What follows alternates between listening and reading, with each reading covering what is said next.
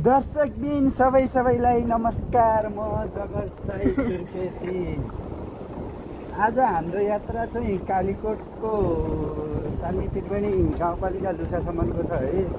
त्यो कर्णाली राजमार्गको सबैभन्दा अप्ठ्यारो बाटो यासमोड भन्ने चाहिँ यही हो है। सबैलाई भ्याउँदैछु म।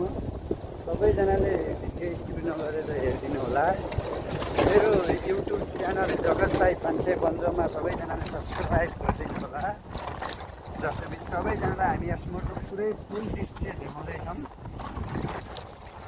त्यस्तो चाहिँ हामी कालीकोटको यासमोड कर्णालीको सबैभन्दा अप्ठ्यारो मोड पनि भनेर डिस्प्ले गरिदिन्छौँ है। हेर्नु है दर्शक, तल हेर्दा कर्णाली छ, त्यस्तो छ है। कर्णालीको क्रिया कर्णालीको जनतालाई मात्रै थाहा छ हजुर, अरू कस्तै छ र हेर्नु। यो यहाँबाट गयो भने बाँच्ने सम्भावना पनि छैन, भेटिने सम्भावना पनि छैन। यस्तो छ अवस्था। तल कर्णाली बगिरहेको छ, हामी देखाउँदैछौँ तपाईँमा।